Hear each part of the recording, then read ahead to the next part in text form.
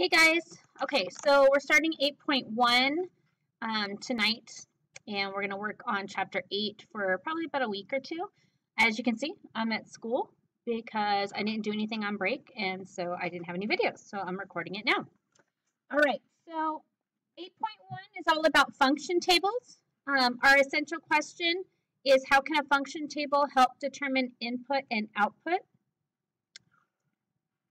All right, the first thing we need to do is identify some vocabulary. Oops. Okay, so first vocabulary word is function. What is a function? A function has exactly one input value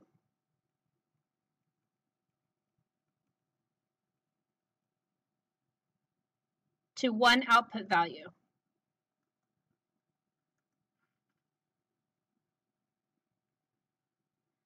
So input and output are generally considered X and Y because eventually you have to graph them. So there's only one X and there's only one Y.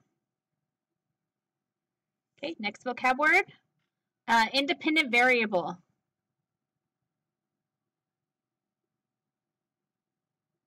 All right, so an independent variable in a function table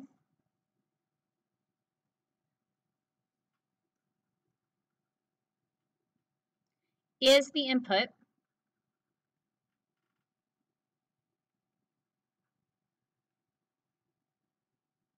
because it can be any number you choose.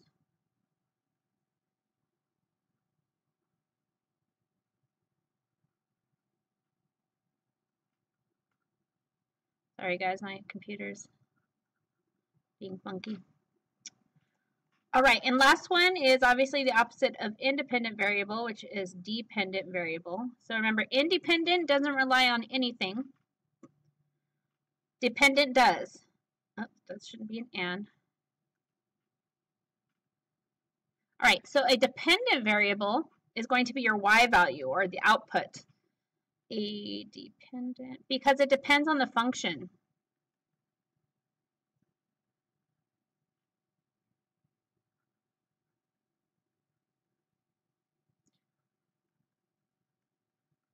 All right, so it depends on the input value and the rule.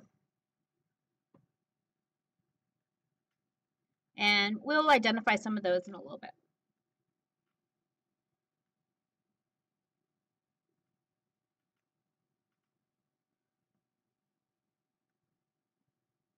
Okay.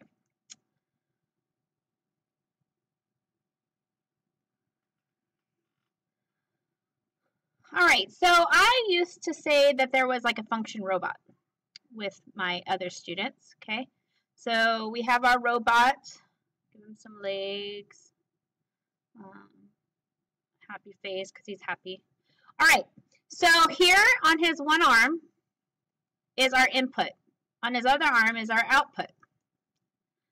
And the rule goes inside here. Let me make him bigger.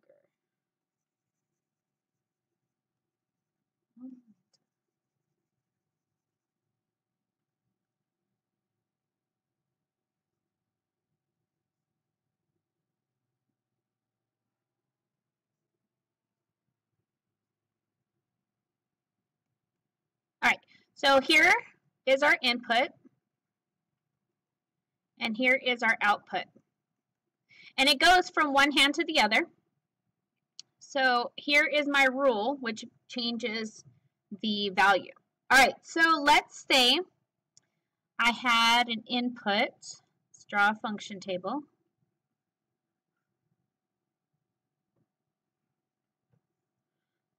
All right, so this is input. This is output. This is my rule. Okay, so my input, let's say my input is 2, my rule is 5x, okay? So the 2 is going to go in through the robot and come out changed, right? Because there's a rule in here. So my input is 2, my rule then is 5 times 2, right? Because the x is 2. So this is my independent variable. And then my output then would be 5 times 2, which is 10. All right, let's say I had a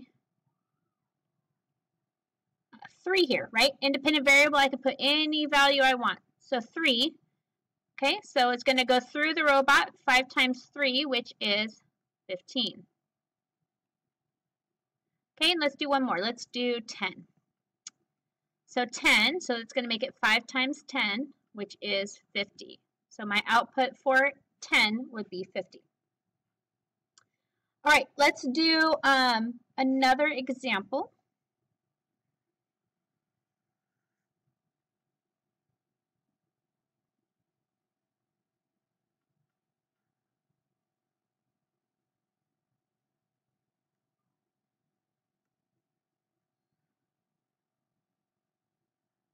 Okay, so this is my input. This is my rule. What's my rule? It's going to be x plus 2, and this will be my output. Okay, so my input is going to be 3. So 3 goes in for x, so it'll be 3 plus 2, which is 5. Good. 7. So 7 is going to go in for x, so it'll be 7 plus 2, which is 9. And then 10 goes in for x, so 10 plus 2 is 12. So that's how you do function tables, pretty much in a nutshell. There is one more thing, and that refers to inverse operations. Let's go ahead and talk about that.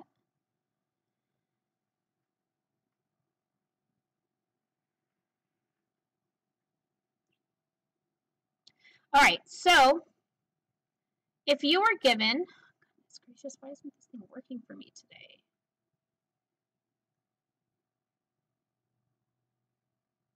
So if given,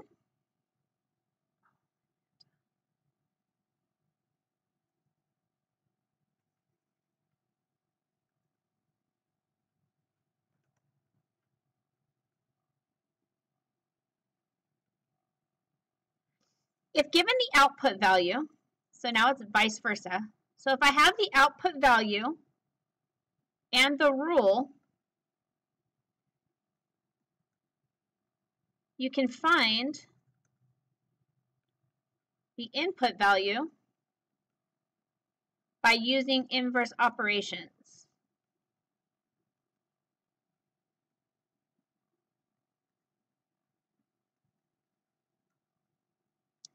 All right, what does that look like? All right, so let's do an input, which we don't know.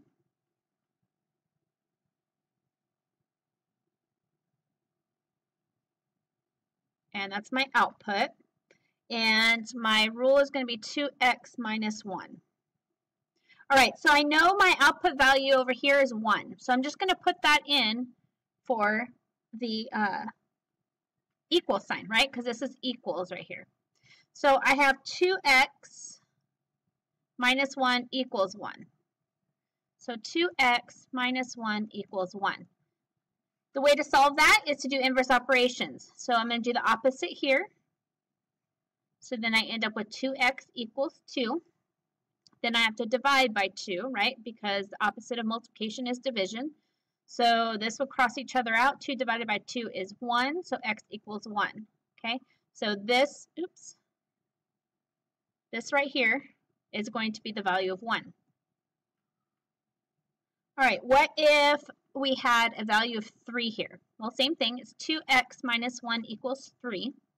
Then I'm going to inverse operations. So this is plus 1. So it's going to go over here as plus 1. So that's 4. And then 2x equals 4. So I'm going to do the opposite of multiplication. Crosses those out, isolate the variable. 4 divided by 2 is 2. Okay, and the last one, let's go with 5. So we have 2x minus 1 equals 5. I'm going to plus 1 here on both sides to cancel each other out. So that equals 6, 2x. I'm going to divide to isolate the variable. So x equals 3. All right. Considering your guys' chapter 7, we're definitely going to need to practice inverse operations more. So none of them are on your knowledge check. We're just going to keep practicing until we get those right. So here's another example. Let's work on this one, and then we'll finish it up so you can do your thing. All right, input and output. Okay, I don't know my input, but I know my rule, x divided by 2. So my output is 6. So I'm going to do x divided by 2 equals 6. Okay, output is always on the other side of equals. All right, so if I have x divided by 2, the opposite of divided by 2, oops, it's supposed to be multiplication, not division. Okay, the opposite of division is multiplication, right?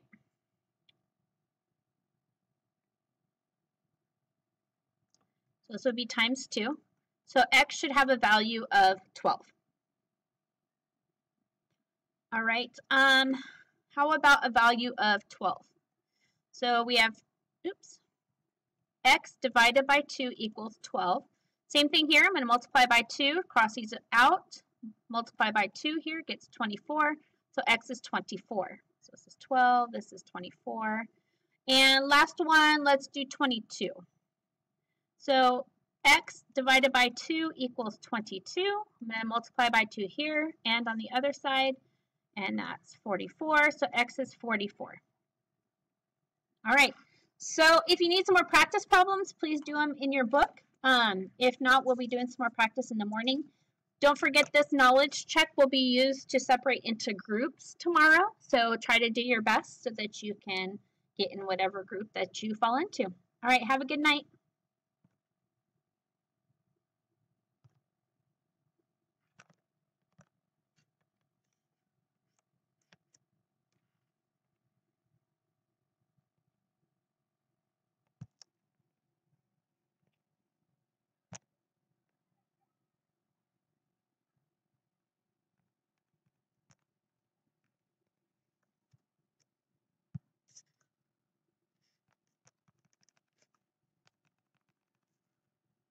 All right. This is